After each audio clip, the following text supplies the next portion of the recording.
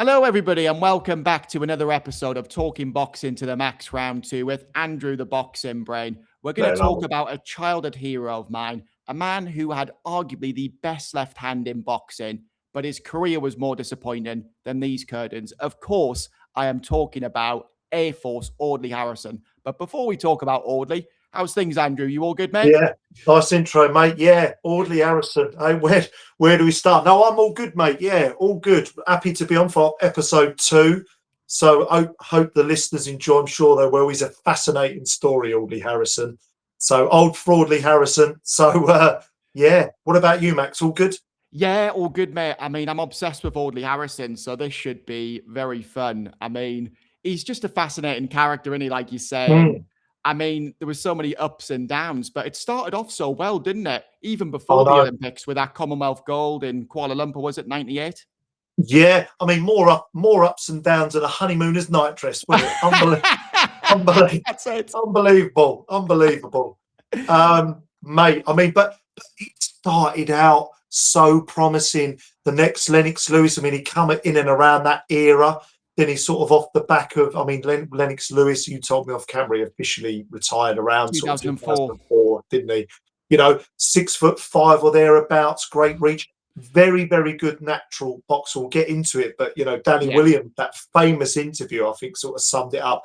He is a fantastic. I mean, he avenged some losses. People will forget this, but he did avenge some losses and show some heart. We'll get there.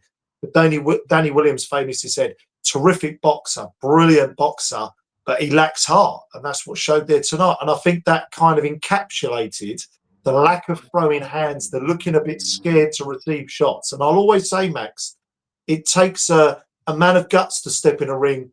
Just to get in the ring, it takes guts. People need to remember that. But obviously, as a fighter, he did, I think it's fair to say, lack the minerals that could have taken him to more heights. But the career started out so promising, didn't it? He had everything. He did. He had everything on a plate. I mean, and the ego. And I know he had a massive ego, Audley, but you would, wouldn't you? You win a gold medal in the Commonwealth Games and then another gold in Sydney. And I know that Olympics wasn't the best, was it? I think out the 4 fighters he beat in the Olympics, 2 of them never turned pro.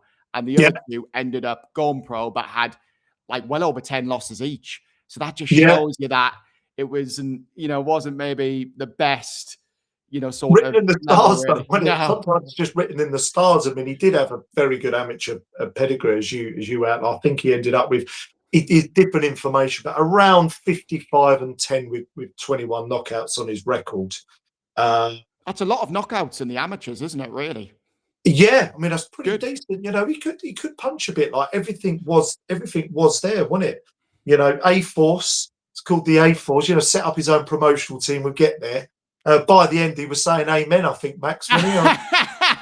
Oh, when he retired. Thank God that's over. Yeah. Yeah, officially retired about 2014, ABA winner. And some interesting Avengers as well. People like Julius Francis. We'll get onto that, who I think it may have been someone else, actually. We'll get there soon. But yeah, the guy he beat in the Sydney Olympics, and we should mention as well, Max, shouldn't we, that he paved the way, didn't he, for amateur funding, amateur boxing? For AJ, Joe Joyce. It may have he may have been a huge catalyst for us seeing the likes of AJ. And maybe the likes of AJ wouldn't have happened if it weren't for him. So again, I think that would be quite good information for listeners to maybe hear the David Hayes story, hear all the kind of shits and giggles, but don't actually realise what he did for boxing. Oh, it was massive, mate. Huge. Yeah. And also, like, people like Audley Harrison, he obviously had quite a hard upbringing, didn't he? And got himself into trouble. Yeah. And I think Born a lot in of London, kids, wasn't he? Born in London. And I think boxing is the biggest cliche in the world. It's on repeat, isn't it? But I think it did genuinely save his life. And I think kids can look up to Audley, or did look up to Audley, and would have thought, you know what, if he can do that in Sydney and then turn professional and get $1 million deal, which was probably his downfall, getting paid too much money too quick. But also, it's a way out. I'll never have that feeling, I don't think. Same here, mate, unfortunately. But yeah, nice problem to have. Yeah.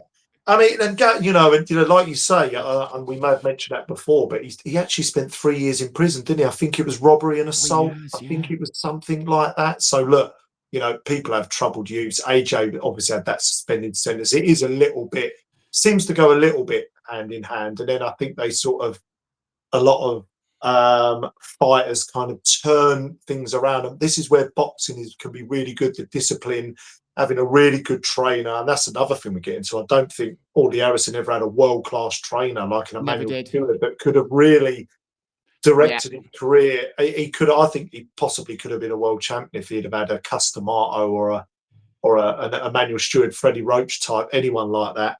But totally agree, I'm mate. Yeah. going to have a bash at the guy he beat. Like you say, the quality weren't great, but I don't know what it is with these Uzbeki fighters and Kazakhstan, that part of the world. You can never pronounce them, can you? It's mental. He beat a guy called Mukhtarkan Dildabekov. And it sounds more like a sex toy, Max. Is he from Ann Summers, is it? Dildabekov. Is he from where, sorry? Is he from Ann Summers? Yeah. I don't know what's going on. It's crazy.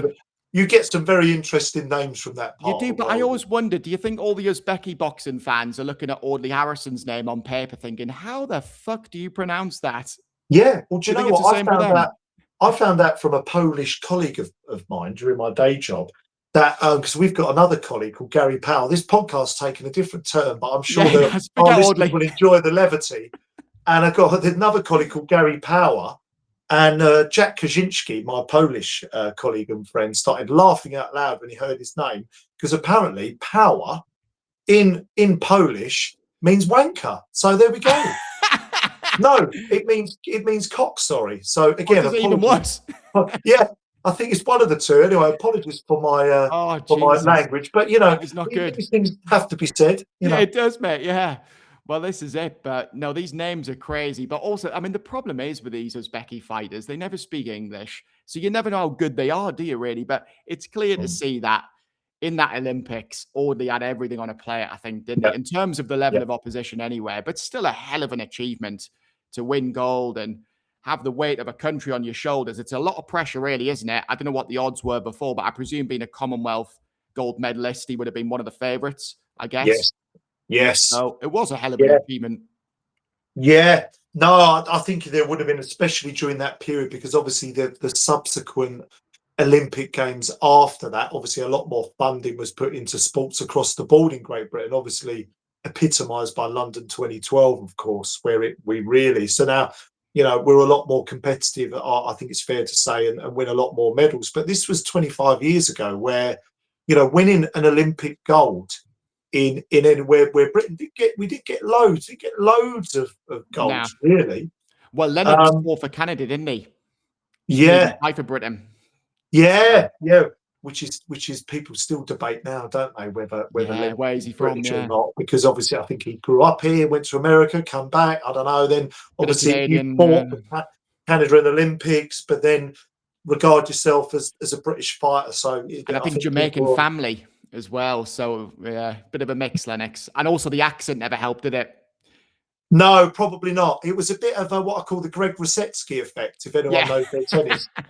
Bit of that, you know, we were so desperate outside of Tim Henman, who flattered to deceive a little bit. Yeah. The semi-finalists make also Greg Rosetsky. He might have won a title anyway. That's a whole other podcast. But it's a little bit of that where you're so desperate to have a winner from your nation that even if they're from, you know, Guantanamo Bay or something like that, you know, you're sort of holding. Oh, but they lived over here for 2 years and got residence. So, you know, we take them. Yeah. Yeah, it's one of those, isn't it? But yeah, so absolutely. I don't know if we've missed anything out there in terms of his amateur career, but what I want your viewers on YouTube to know that maybe don't know, and our listeners on Spotify, thank you for listening, by the way, is that this was a guy. I know he became an internet meme and on Celebrity Big Brother and the David Hay thing and all of the rest of it, but this was a guy that was really being billed as the next big thing in boxing. You know, this was the age of boxing supposed to be. Started off great, decorated, as we said, all the medals we've gone through, turned pro. Even his first, I mean, we'll go to the pro career now. And this is where it started to go a little bit wrong, didn't it? Now, fighters, especially fighters that are kind of, there's a lot of hype around them. Always, we know this, don't we, Max? That's probably another podcast as well, that there's going to be a lot of padding of the early stages. I don't think I saw it any worse than Deontay Wilder, or also a bronze medalist at the Olympics bar. One of the worst. I don't think he had a significant fight till about fight 32 or something. Well, maybe it was Audley. We'll obviously get onto that later, but I think he was 29-0 with 29 knockouts when he fought Audley, and that just shows you that was his toughest test by a mile. And this was Audley when he was done. Massively on the decline. On the Audley Harrison's last fight, what was he? 40, 41? At least. I mean, this was in 2013, yeah. So early 40s. If we want to kind of like, that's I want to, get behind Audley Harrison a little bit there. Let's give him some props a little bit. I mean, Deontay Wilder was fighting local bidmen for like, God knows how many years. Yeah, absolutely. Well, this is the thing. I mean, Wilder's record was that bad. I remember I put a tenner on Audley Harrison to beat him at 7-2, which shows you exactly what you're dealing with my boxing knowledge. But at the same time, definitely, mate. I mean, it was over in about, a minute and a half. But on paper, you're looking at it and you're like, who's this Wilder even fought? He's fought nobody at all. And if Audley lands that left hand, mate, it's good night. And I'll tell you what, Wilder by name, wild by nature. I mean, the difference between Wilder then, full of confidence, and he got more confident to the. I mean, we'll see that with we're going to see that with the Chisora that's now been confirmed, all but confirmed. I think it's pretty much confirmed. But that absolute relentlessness. I remember Audley was sort of on the floor, and Deontay Wilder still swinging for the fences. Absolutely wild, feral. Yeah, he basically get on the floor and he's still hitting him. It was like, leave him alone. It was crazy. But that's what Wilder, that's a different topic. I don't want to go there. We'll get back onto Audley. But what Wilder, when he was full of beans and full of confidence, was a dangerous prospect because he was just wild and unorthodox. I think it was once he got in his head and had to think a little bit, it was when things started to go wrong. But I'm sure you've got these stats here, Max, but his first 15 fights were absolute nobodies. I mean, completely padded. I was looking through again today and I was like, Jesus Christ, absolutely. Didn't fight anyone till Julius Francis for the WBF title that nobody's ever heard of. It was the wankest title. I don't even think they're going anymore, are they? Like no, WBU. Never see them anymore, do you? Boxing Federation, was it? With WWE belt or something, was it? I don't know. Just meaningless, mate. But and of course, all on the BBC, but he was getting booed very early on, wasn't he? And the crowd and the public in general just never got behind him. And I think maybe a bit of jealousy early on because he was earning all this money. But, when I know they're absolute nobodies and they're, journeymen, but at the same time, he was winning, wasn't he? I think he went 19-0. And that's still someone that you can get behind. Yeah. So he's getting like millions of views for every fight, which is good. But at the same time, even when he was unbeaten, he was getting stick. And this is before the fall. So this is the prime of Audley Harrison. Do you think part of that was, I think, partly what we were starting to see was his style. He was very, very passive, very negative, liked to do a lot of holding. I mean, that was an era, the Klitschko era. I called it the 1-2 or the reverse 1-2 grab and hold. Yeah. I mean, I know we call Lawrence Okoli Lawrence Graboli, but I tell you what, that was an era of heavyweights that loved to grab, didn't they? Shocking. Jesus Christ. And Audley Harrison would hold on a lot, wouldn't he? He wouldn't really let his hands go in a lot of fights apart from. And he was point scoring, wasn't he? Yeah. And again, I think using that amateur pedigree, trying to use that amateur, it's a different ball game in the pros when you've got guys that want to take your head off. You've got to show different things. And that is the issue with Audley Harrison. He never had that killer instinct, did he? He had one punch knockout power, as we'll talk about later on, but he never had that, like, get your opponent hurt and finish them. It was always, like you say, very slow and, there was no urgency there. And he was always worried about what was coming back, you felt. Yeah. And that's never a good trait for a boxer, especially a heavyweight, when you're in there with big punches. And even though this was a really bad era, wasn't it? But we saw that with AJ more recent times. And I think where you see him kind of, particularly under Derek James, he kind of throw a right hand. And rather than follow it up in a second and third phase, the right hand's coming right back here to protect him from a left hook. And I think that's the problem. You can almost overthink. I think sometimes trainers maybe give them too much information. And we'll get onto this later on because I think part of the biggest issue for Audley was not having someone like an Emmanuel Stewart, the late great Emmanuel Stewart. And I wonder whether he was just a little bit intellectualizing things too much, and because he would go back in his shell too much and not step up. I don't know whether he was worried about his gas tank or his punch resistance, but there was something going on. Maybe both. Everything, I think, yeah. And I think one of those where he just never seemed like he was confident in himself. And I think all the overcompensate and like him trying to tell everyone that he's this and he's that, and I will be heavyweight champion. I am this, I am that. And you know, Spoke a great game. he did. Oh, absolutely, mate. He's like me after 10 pints trying to chat up a bird, you know, giving it the big one. But in reality, my confidence is very low, you know. Yeah. But, you know, once you got some booze in you start getting cocky, don't you? Like a young lad who's had a couple of girlfriends and then think he's like the stud of the century, you know, Cupid. James Bond. Like, listen, calm down, mate. Calm down. It's still plenty of practice to go here, you know what I mean? And then the next day you think, God, what was I saying yesterday? And that was Audley after a press conference when he watches it back, think, fuck. It's an interesting, you know, again, the boxing brain, I always like to look at the psychological stuff, right? As you know, so I'm always going to shoehorn this in when I can, Max, right? But I find that psychologically interesting because if there's that anxiety or if there's that kind of doubt in yourself, that second guessing yourself when you get in the ring and that you know you do that, I understand you want to sell a fight. I understand how the fight game works and it's a business and selling the pay-per-views. The David Haye fight encapsulated that. And a lot of the time, he fought a better game in the press conferences, in the interviews, which are great for us media guys, than he did in the ring. But if you're going to do that, the way Tyson Fury is terrific at that, you've got to fucking back it up in the ring and risk getting starched by having a go, because then otherwise you'll become a laughing stock. So psychologically, really interests me, because I think a lot of that was faking it till you make it. He was trying to feign and create a false sense of self-esteem, whether to try and con all of us, which he did a little bit, a few of us, like with some of your dodgy bets and mine, or sometimes people do that because they're trying to trigger that confidence in themselves from somewhere. Definitely. But it wasn't translating in the ring, apart from the Michael Sprott European win, which we'll get to. Probably one of the few times he showed terrific heart.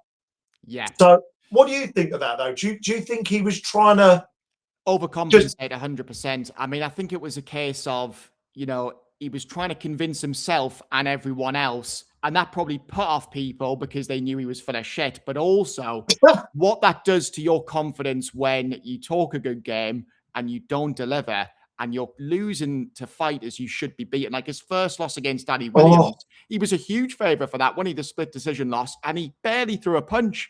And you think, come on, Audley, like this is not good enough. And then goes and loses to a random American, Dominic Gwynn. I mean, in his following fight, disastrous. I mean, I remember that, you know, when he beat Julius Fox, because he did have a bit of a habit, positively, of avenging. There was a guy I think called Levin. He avenged that. I think that might have been in the first round of the Olympics. But if I correct me if I'm wrong there, or someone correct me, but I'm sure he lost to Levin in the. I think was it Levin? Yeah, he lost in the. And then he avenged in the Olympics, and he did it again with Julius Francis, because he lost in the ABA super heavyweight final to Francis, and then beat him for that Vince McMahon WBF strap. The one we always dream of winning as a kid. Yeah. And then, of course, he then lost to Dominic Gwynn, and you're thinking, oh, God, where did he go from here? Then he goes and avenges the loss to Danny Williams after a little bit of a couple of fight rebuild, and knocks him out in the third round. And you're thinking, oh, here we go. We got to start something here. And then, well, not quite. Fuck. Come on, Audley. Yeah. It's just the story of his career. But like you say, the problem was there were these glimpses of he's back now. But then some of his losses were just horrendous. But it does just show if he had more belief, and I know it's woulda, coulda, shoulda, but he had the power, didn't he? He did have technical ability, but loads of technical ability. Really good boxer, wasn't he?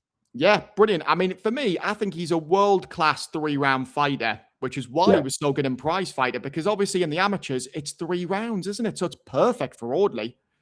Yeah, a bit similar to David Price, I think. And David Price much more heavy-handed. Of course, he then Yeah, will get to as that in his Audley current found out. record as well. But yeah, but I think sometimes with amateurs who can't seem to get their head around it, or so there's a kind of disconnect, particularly if there's a gas tank and kind of chin issue, where he almost seemed to kind of revert to type and just kind of go back into that point scoring. And when you got someone in there who's closing the gap, closing the distance, leaving elbows in, digging you to the stomach, the solar plexus, doing a bit of a Holyfield, maybe leaving their head in when they've thrown a hook. And I think sometimes it's one of them where some fighters, for whatever reason, they just can't navigate that.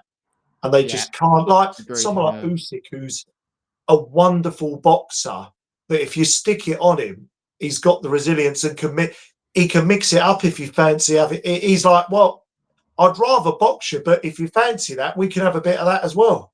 Definitely, mate. And Audley never had You that, know? did he? And also, No, like, being a southpaw, that was so good for him as well, wasn't it? Like, there's not many tricky. southpaws in the heavyweight division, especially back then. And he had all the attributes to be tricky, awkward, and to Yeah. outbox his opponents on the back foot, but walked them onto that left hand. But so many times he just never threw it. And losing to Martin Rogan was another one. That was the biggest disaster, really, because that was back when Audley was a bit younger, wasn't he? He wasn't, Yeah. ancient. And Martin Rogan is actually a taxi driver, isn't he? And like was sort of a part-time boxer. I think did it because he was probably like the hardest man in his local, working men's club. And Yeah. he beat an Olympic gold medalist, and that was just what that must have done for his confidence. Oh, yeah. And because that was not long after. Yeah, that was just after he'd lost to Sprott, wasn't it, for the European? Sprott, which that's right. obviously goes which obviously goes on to avenge later on, doesn't he? When did he, or did he, was that the one he did? I'm trying to think now. Yeah, he I'm avenged the just Sprott going loss through the after. timeline. Yeah, third round to spot, yeah, for the English and European, yeah. So, and it was just so kind of stop start, wasn't it? And then, but going back to what you said, something interesting about the getting behind the jab, which he obviously liked to do, but there was so much in his career where he was just using it as a rangefinder, and he was just pouring it out there, just obviously trying to kind of hold him there to find that left hand, but not using it with any authority the way Klitschko would do. I know it was a bit of a one-dimensional fighter, Klitschko, but it ran that jab Very down the pipe. effective. And I think that a lot of that as well is just no real conviction. And I think that that communicates to a fighter who really wants to get in there and fight. You knows that you're the better, but he'd have been the better boxer against most of his opponents outside probably David Price and David Hay. I'm David trying to Hay. think of, as there may be one or two others, but he'd have been the better boxer in almost every. Deontay Wilder, I know he was Oh, old, 100%. Yeah, but way better. not using that jab with any conviction. And I think a world-class trainer would have got in there, and Gave him the belief. yeah, because you're obviously your straight left or your straight right to take you around the block, but the jab will take you around the world. And I just think, underutilized really in a lot of his Absolutely, mate. career. And a lot of the time you would watch Audley, it was almost like he was waiting to get knocked out. And with these big Yeah, punches, it was so easy for them just to counter that pouring jab, wasn't it? And when Audley was yeah, hurt, he always got back up, to be fair, didn't he? But you just knew he's not going to recover like Tyson Fury would. He's got no yeah, powers of recovery. When he's hurt, he's staying hurt.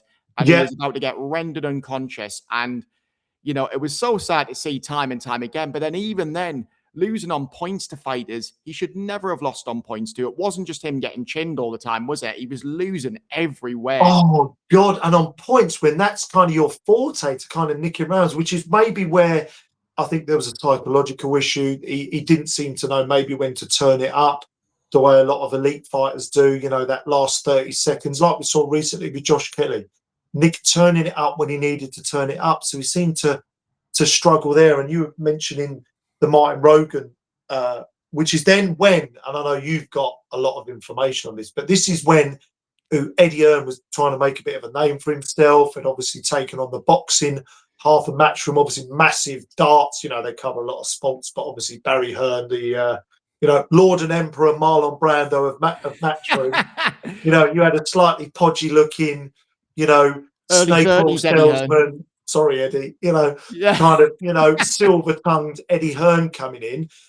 And Audley Harrison went to chat to him to try and, you know, see if there was something he could do with him to rebuild, because he was promoting himself for a large part of his He early career. was. Well, I mean, the Audley. problem was at this stage, everyone basically thought, you know, Audley Harrison was a joke. He was finished. And Eddie Hearn was actually involved in the poker business. And Audley Harrison was in Didn't Vegas. they meet at a poker event? In Vegas, yeah. So they were on the same table. Eddie Hearn was actually playing poker, got talking to him, and Audley was giving Eddie the usual talk about, The you know, I'm sales feeling thing. better Oh, than feel ever. This is it now, you know. I'm going to go on and become undisputed. But basically, Eddie Hearn wasn't actually in boxing. I think Barry Hearn was kind of sick of boxing. He was making all his money in darts and snooker, and boxing was just a headache for him. But they were doing prize fighter. So Audley Harrison That's asked right. if Eddie Hearn could get him on prize fighter. He got him on there, obviously won that. But Eddie beforehand said, look, if you win prize fighter, Audley, I will get you a shot at the European title, win that. Then we'll get the fight with David Hay. And That's right. amazingly, he delivered that. And obviously the prize fighter was easy for Audley because it was 3 rounds. And I'm not being funny. I love prize fighter, but you know, they were mainly sort of journeymen. Like they weren't the best opposition. Are you saying you didn't know the big hitting in the boxing world kind of domestic fight he beat in the final, Coleman Barrett? Well, you never heard of him? Oh, mate, he's up there with Usyk, Muhammad Ali, some of the best heavyweights ever. But, I mean, yeah, there were some shockers. Carefully cultivated, wasn't it? A little bit, I think. Maybe It was fighters towards the end, from the high-level domestic journeyman level. You know, like you say, 3 rounds, right up kind of all the Harrisons. But then, of course, and this is where, for some reason, I got discombobulated by my timeline, but of course, then goes on to avenge against Sprott and picks up the European title. His biggest accolade, probably by far, in the pro ranks, and alongside, not alongside Olympic gold medals up there in it, but the next best thing he probably won in his career, and avenged that loss against Sprott. And if memory serves, I mean, how he did that, fair play to Eddie Hearn, you know, leading into it, really put him on the map as well. How he'd kind of really kind of managed to kind of spin it. It was a masterstroke. I don't know whether he just got lucky. But apparently he just totally chanced it. Like, I think he'd not even spoke to Barry about putting Audley on there. And Barry Hearn said, look, Eddie, you're on your own. He's a joke. We're not having him on there. But of course, Eddie, it just shows how savvy he was, because he knew, look, Audley Harrison, massive name. Everyone is going to tune in to watch Audley Harrison get knocked out, as they did, which is why he always got these opportunities. He's got the ability, he's got the size, he could still be a good heavyweight in a poor division. It was still a poor, you know, this was being dominated by the Klitschko's at this point, wasn't it? You know, yeah, right shocking standard, really. I mean, if he was ever going to be heavyweight champion, it was then. You know, some of the fighters were just awful. And Vitaly Klitschko, Vladimir, were just boring everyone to death. Nikolai Valuev, who looked scary. Obviously, David A. Nick got the WBA strap off, which we'll get to in a minute. Yeah, the 7-foot, you know, Yeti. Yeah, with hand speed like a prime Floyd Mayweather. Yeah. Unbelievable foot speed and hand speed. What are you talking about? Oh, God. To be fair, he had a chin on him, didn't he? Round 12 when David A. nearly knocked him out. I mean, how the hell he survived that? But I think David A. was useless. He said hitting him on the chin was like hitting a bit of granite. He said it was just because he had that giganticism, which is where not only is it, you know, the height and whatever else, but just like all your bones, your skull, everything's just massive. He's just, honestly, the guy wasn't even human. No, like, it was a freak show. And it was perfect to sell the fight, wasn't it? Because Nikolai Valuev, I mean, Evander Holyfield actually got robbed, didn't he, against Valuev? Yeah. And that was one of the worst. Do you think he was one of the worst world title holders, Nikolai Valuev? Valuev and Charles Martin. His size, wouldn't it? Yeah, I mean, Valuev and Charles Martin would be the unified heavyweight championship of the two worst, I think. And I think Valuev beats Charles Martin, to be honest. I think he probably not a fight you'd rush out to see that Charles Martin. Definitely not, mate. I've seen better fights outside the boozer, mate. I'll tell you. Outside Weatherspoons. But I'll tell you what, I want to go back to that European win after the prize fight tournament, because this was the first time I remember, you know, when I watched Audley Harrison. I'm not saying it was the first time he showed heart, but you know, he was fighting with one hand for a lot of that fight. He injured his shoulder just using his jab, and he managed to find. I think he knocked him out. Did he not? He knocked him out of a left hook, I think. I'm sure I've got it written down here. Last round, mate, yeah. And it was last round, 12th round, left hook. Round, hadn't he? He showed massive heart in that. And that's what I want to come back to you, Max, right? Where had that been? Where was that before?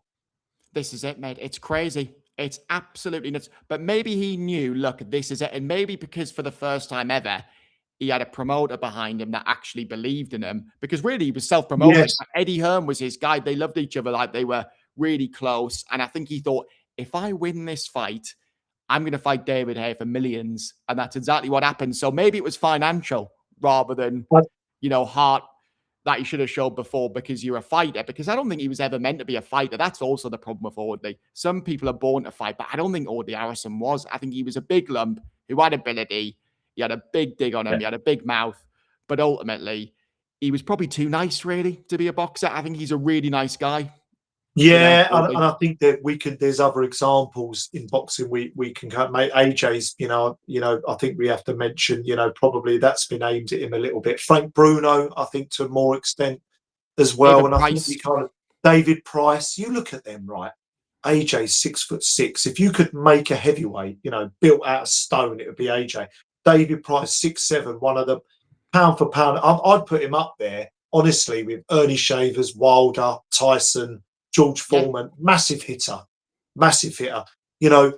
Audley Harrison, 6'5", brilliant boxer. All of these, but all the credentials. But this is the thing. I think people don't. Oh, well, why? And it's so easy for people that haven't been in there, right?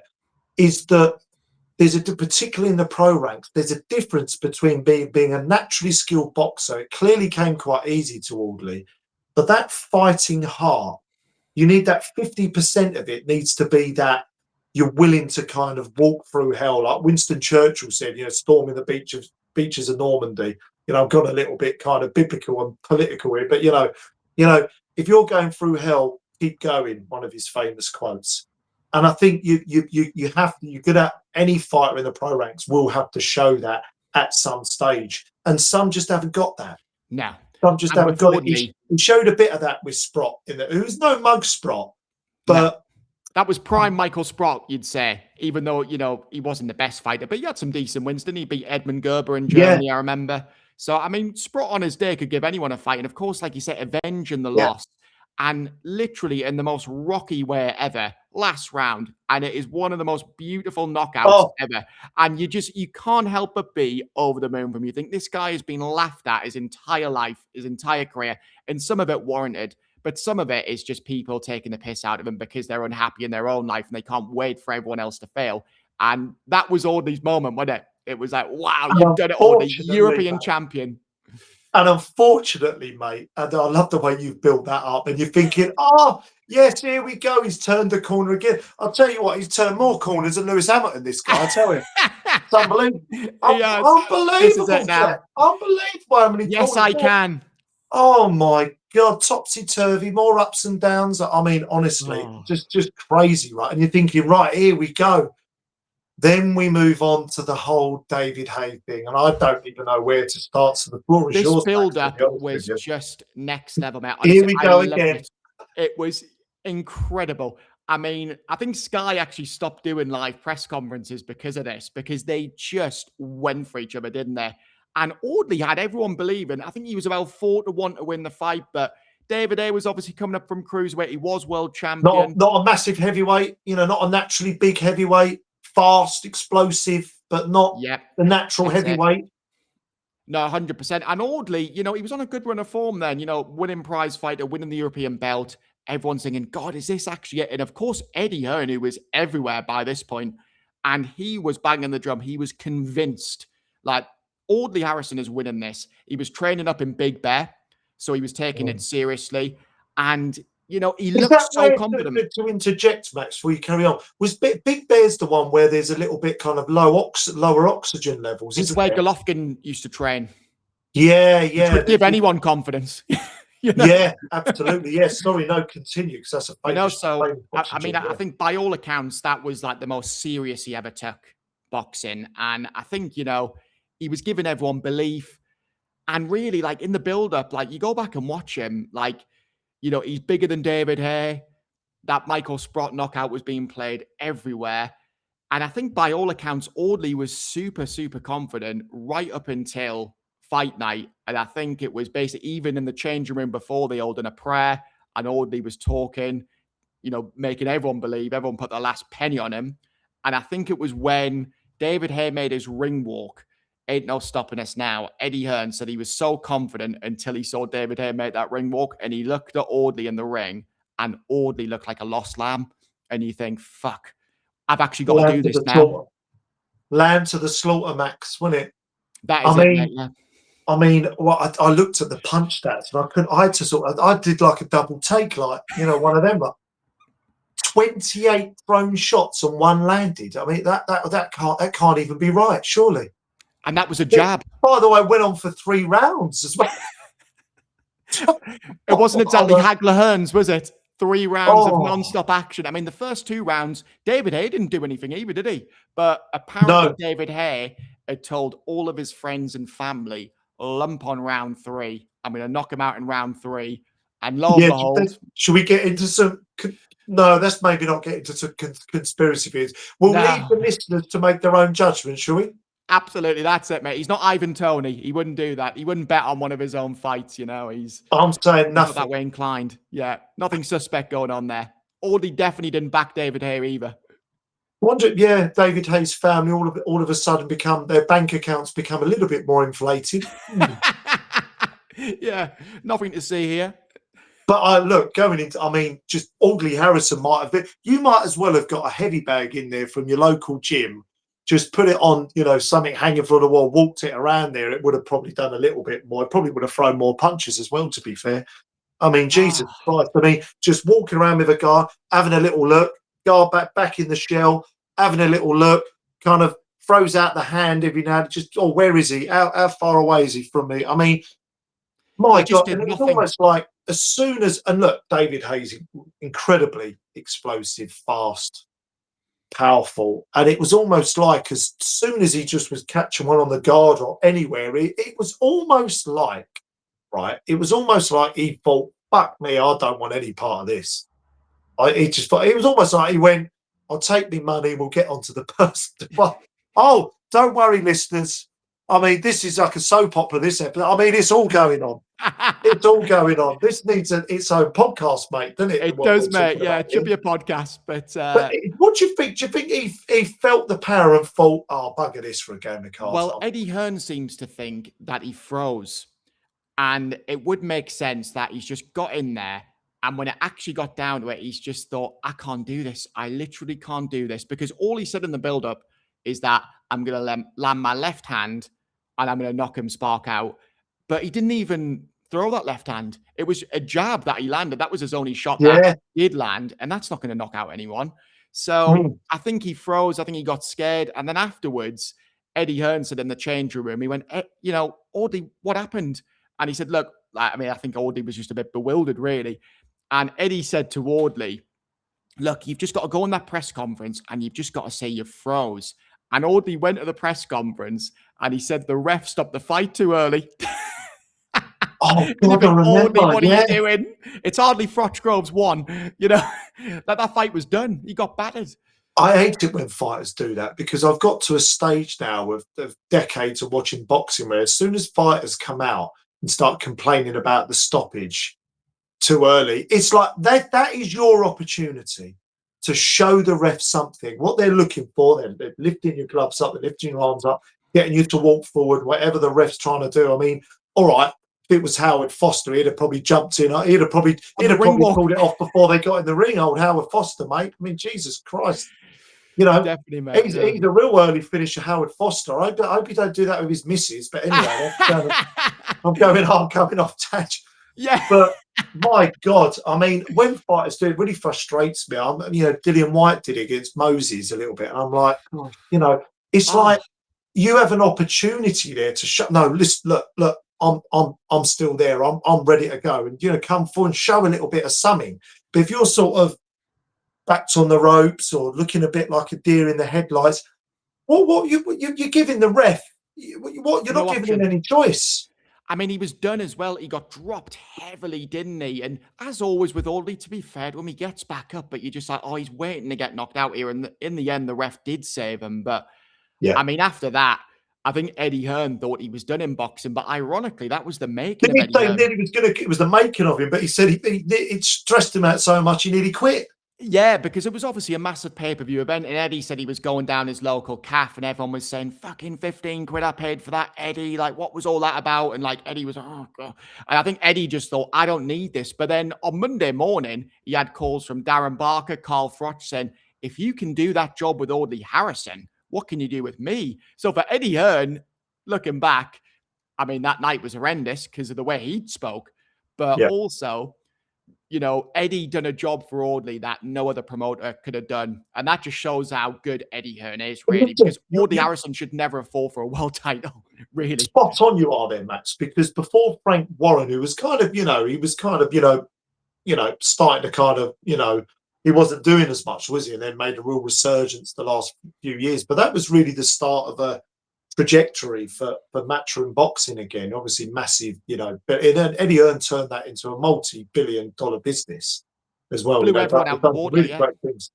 And up to this point, but really had made Matchroom probably they were the number one promoter in this country, and now obviously Queensbury are just absolutely kind of mopped up. But that was really the start of something for Matchroom boxing, as you say, wasn't it? It was, mate, and crazily, like Audley Harrison kind of made Eddie Hearn in a way, and they did have a great journey. It's Mad, isn't it? obviously the last in memory is always going to be David Hay, but prize fighter, Michael Sprott, and the thing is with Audley Harrison, becoming European champion is an unbelievable achievement, and that European belt has got a lot of history. The problem is when you're an Olympic gold medalist, I think Yeah. the British Commonwealth titles, which Audley never won, but the European as well, should be a given. Like it's, Yes. you remember when AJ won the British and Commonwealth belts? It was like, well, yeah, we know that. Like you could have gave him those belts before he turned pro. Like you're Yeah. obviously going to win at domestic level. And even with Audley winning the European belt, it's like he doesn't really get the credit for that because it's like, well, with I your know. ability and your pedigree, mate, you should be doing that in your sleep. But this is the thing, and I just to kind of throw this out there. I spoke to Don Charles as you know, Max, at the Parker. I was interviewing him at the Parker Wardley fight last year, which was a cracking fight. I'm sure boxing fans listening will remember. And he's now taken on Tony Yoka, another one in the running for best amateur Olympic gold medalist. Obviously, famously beat out Joe Joyce, didn't he? He We'll did, yeah. remember him. Stay tuned for a podcast on Big Slow Joyce. Oh, absolutely, mate. Yeah. And he was talking to me in the interview, and part of his psychology, because what Don Charles is really great at is rejuvenating fighters, and really he's almost got that. I'm not comparing him to Castamato, but he has that father figure like effect on fighters, which is why probably he's been brought back into the Daniel Dubois framework. Anyway, I'm going off on a tangent again, but he's part of his trying to G Tony Yoka up is, do you want to go down as one of, if not the best amateurs or Olympians never to have won a world title like Audley Harrison? And I'd look, I've obviously studied psychology, as you know. I'd be using that. That's exactly the play I'll be doing to try and get something. Yeah, Try and don't get be something. Audley. I mean, someone like Boatsi needs a bit of that as well. Like, what can you say to that guy to get him going? But anyway, here we go. But Yeah, but it's I true, mate, think, with these amateurs. yeah, and I think we could probably, unfortunately, say with Audley, because of course how he retired in 2014, got badly knocked out by David Price and Deontay Wilder. Deontay Wilder started his kind of rise to the he might be regarded as one of the worst champions ever as well, Deontay Wilder, but certainly one of the biggest punchers.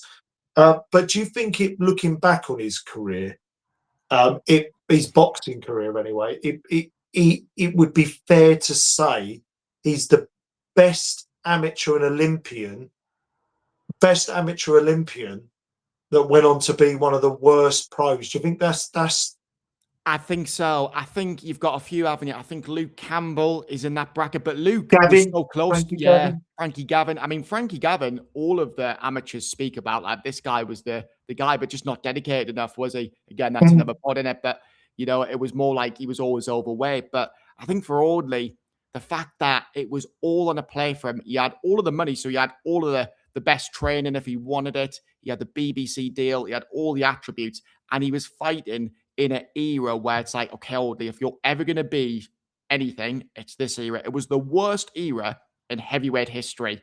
It And there was. was so many belts he could have won against Valuev, Christ, David Hay. And, Vladimir Klitschko and Vitaly Klitschko were brilliant, weren't they? But I think as we Mm. saw with Vladimir towards the end of his career, I know, but Tyson Fury schooled him, AJ knocked him out, and they are two of the best fighters Vladimir arguably faced, really. So it's like even Klitschko wasn't, one of the top 5 heavyweights ever, really, was he? Oh, yeah, but yeah, I think you're spot on with that. If you look at eras, people might talk about the era now and in the heavyweight division with Usyk and the rest of it, and where do we put him? But he still fought, and beat AJ twice, beat Tyson Fury twice, beat Daniel Dubois twice, cleaned up as a cruiserweight. I think it's been a fairly good recent the last 10 years heavyweight division, but that heavyweight division Audley Harrison was in, it's criminal he didn't win a world title, really. I It was know it was, depressing. he'd have struggled against, because the Klitschko brothers, I think that, they had all the belts between them, didn't they? But he'd have struggled against those two. Yeah, absolutely. I think he probably would have lost to both of them, Max, do you think? Oh, absolutely, yeah. Well, I think Vitaly Yeah. Klitschko was a genuine, top heavyweight. I actually thought Vitaly was better than Vladimir, arguably. He nearly beat Lennox Lewis, didn't he? It's a, tough one, 50-50. But you take the Um, Klitschkos out of it. I mean, John Ruiz, before Audley really made it in the pros. I say made it, but you know what I mean? But John Ruiz was a WBA heavyweight champion, wasn't he? And John Ruiz was yeah, more yeah, yeah. like, Well, of course, because you had David Hay, that was his obviously first world title shot against David Hay, who picked up against Valuev. But was it at the time? I think you had Vladimir as unified, and you had because of all the mandatory nonsense and vacating belts, the rest of it. And Vitaly always had the WBC, didn't he? that's right, yeah, So WBC champion. the green belt. So it was one of those. His opportunity was the David Hay fight, wasn't it? Yeah, it That really was the was, kind man. of opportunity. So it's a travesty, really, that It someone is. of his pedigree didn't win a world title. Like you say, the European belt. Overall, when you look back, do you think you could say still? Oh, we didn't even talk about the purse thing. Oh, just to make. So after Oh, that, God. the British Bull Boxing of Control, and this really doesn't happen too often, was so appalled by the performance and the backlash, the pay-per-views, like you say, Eddie Hearn getting in the neck, for all the rest of it. They actually withheld his £1 million, by the way, £1 million, which in today's money with Turkey Al Sheikh is probably about 10, 15 mil, there or thereabouts, withheld the purse to investigate his performance and some of what was going on there. Eventually, they released the purse in full to him. But I mean, even that alone, Max, just the fact that Oh, they it's were embarrassing. withholding it because they were smelling a rat, it was a terrible look. Shocking. And again, what that does to your confidence, because it's like, Christ, I've just been knocked out, embarrassed in front of the country. Yeah, I've talked the talk, but now I'm not even getting paid. And like you say, he does in the end. But tragically, before the post career, he ended up bankrupt somehow. And even that, you think, Well, you like know, Holyfield, same as Holyfield. yeah, a lot of these heavyweights do earn millions. Mike Tyson, who's obviously made his money now with Jake Paul, which is a fight we could see. Jake Paul or the Harrison, don't be Yeah, surprised. yeah. Well, he's only 54. Jake Paul likes him around that age. Audley's way too young, too Or he dangerous. might be too young. He's going to exhume Muhammad Ali or George Foreman next, actually. I think that might be his next. But yeah, what was you saying before? I was going to say something based on what you were saying, what you said before. But I But can't yeah, and remember. being bankrupt and Bankrupt, financially yeah. And struggling. listen to any younger viewers listening, right? Be wary of of women and alimony and all the rest of it. That was what happened with Evander Holyfield. Don't be aware of women. Women are great and all the rest of it. But be aware that if you're very, very successful and you're going to have multiple partners and have children with multiple partners, it might start costing you in the bank, as This is Evander it, mate. Holyfield found out. I'm not sure.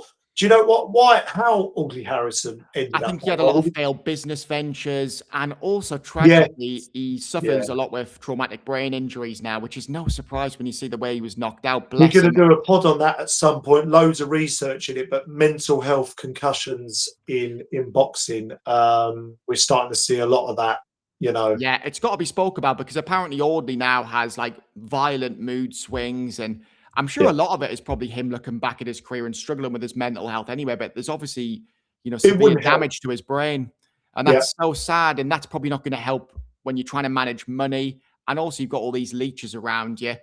But Yeah. by all accounts, he's living in America. You never see him though, do you? You never see him at No, shows or anywhere, which is no. sad because he's honestly, I find Audley Harrison a lovely fella. I think he's a friendly giant. Bit I of a really do. Bruno, though, isn't it? Again, I think very a lot of similarities with Bruno. Obviously, had his retina dislodged by Mike Tyson. I think he's got a degenerative brain issue. I have to double check that some sort of brain issue going on. But these are the effects of because it's not necessarily the knockouts, because obviously that's the way of the brain protecting itself. It's the accumulative, successive concussive damage, and in those 7 defeats, a lot of them, he suffered significant damage in a lot of those defeats. He So did that against doesn't big surprise me. punches. And really, when you look at Yeah, it, he got knocked yeah, out against a prime David Haye, a yeah, prime David Price, and a yeah, prime Deontay Wilder, who yeah, all hit so hard, all was so yeah. fast, especially Deontay Wilder and David Haye. And like you said, Pricey was arguably the biggest puncher out of all of them. And this was when they were all confident, all in good form. So that is the other thing with Audley Harrison. However, Martin Rogan and Dominic Gwynn, no Yeah. excuses there, Audley. I Not good mean, enough. if I was his manager, I mean, I would never have let him anywhere near outside of David Haye, because it was a world title shot after winning the European title. You got to have built towards that. I'd have never let him anywhere near Wilder or David Price. I would never have made those fights if I was his manager. He I was just would done. then, look, listen, you're getting on a bit. You've had a long career. These are 2 young, massive hitting heavyweights, and 2 of the biggest punch last 20 years. Right, I don't want you anywhere near them. Well, it was actually Frank Bad fights Maloney, to wasn't make. it? Frank Maloney / Kelly Maloney, who got Audley to fight David Price. And later on, when he was in Celebrity Big Brother, they had a bit of an We altercation, didn't didn't they? mention that, did we? Audley and Celebrity Big Brother. Yes, Yeah. Well, I that's one of the remember. few places he did make an appearance with, yeah, Yeah, on with yeah, Kelly. I remember watching it a little bit because they all seemed to. Vander Holyfield was in it. Audley Harrison was in big. There might have been a few other boxers I can't think of. I wasn't the biggest fan of. It's not like I was watching every episode, but I do remember watching Audley in it. I think he Yeah. did get a bit of. I think he did get a bit of stick in there from a few of the contestants. Well, Actually, from what I remember. it kicked off Oh, between you him and must pick Kelly. it up, fuck's sake. I'm getting bullied by, Kerry Katona now. Fucking Yeah, hell. yeah. Was she in it that year? Oh, I don't Kelly even was, know. but apparently Kelly earned £400,000 to go on Celebrity Big Brother, which was the biggest ever purse. I don't know what Audley got, but probably a couple $100,000. But even then, you At think least.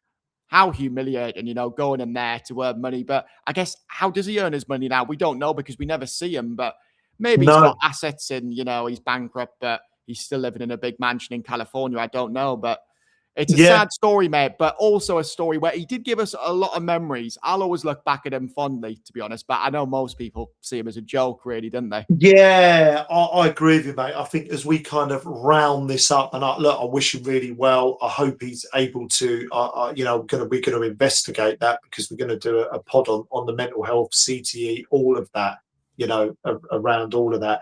But, I hope he's able to overcome some of his personal demons that are going on, whatever's going on there. I hope he's got some peace out there. He's still only 54. So I hope he's able to kind of find plenty of positivity. And actually, not that you'd need me to say it, but I just hope people around him are saying, do you know what? Every time he sort of maybe if he is looking back and he's got, I could have done so much more. Actually say to him, do you know what?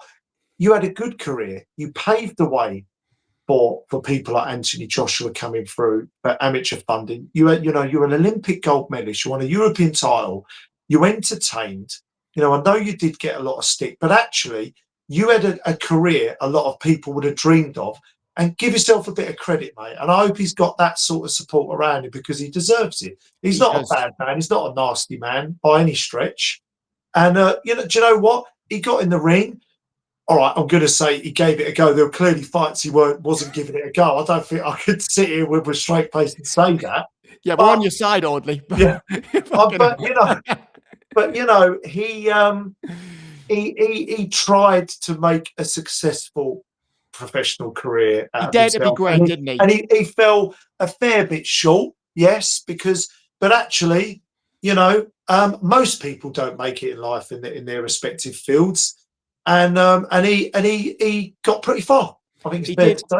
I mean, he dared to be great. He achieved more than 99% of boxers ever will. He gave us some great memories, and he'll always be an Olympic champion, always be a European champion, like you say. So I personally think that he had a really good career, but a bit like AJ, isn't it? The pressure is on you from the off when you turn professional. And when the downfall comes, I know AJ obviously achieved far more than Audley, but when it comes, the stick and the amount of abuse you get and the amount of people who were on your side who will turn on you, it's crazy, isn't it? So like you say, hopefully he's surrounded by good people, and hopefully we see more of them. I'd love to see Audley at more events, doing more interviews and getting his story out there, because I'm sure he was shafted on the way. Love to see him as a pundit, and he's a good talker, and like we say, we don't know too much, and we looked into his career, but we don't know too much what's going on with him now. But yeah, but go and check out some of his fights, people, and leave some comments. And by the way, don't check out Talking Boxing to the Max round 2.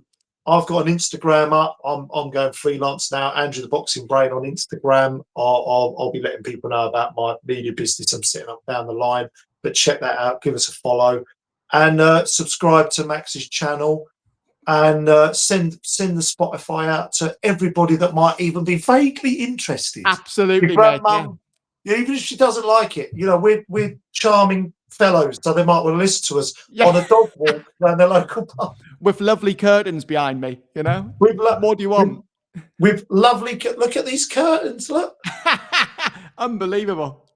All those on Audible, all those on listen to Spotify on audio are like, what curtains? Yeah, I basically got my mum's curtains behind me, so it is what it is. And a bit like Audley Harrison's career, drawing curtains on his career. And that is the perfect way to end. So that was the Audley story. Thank you to everyone for watching and listening, and we'll see you all next week. Episode 3.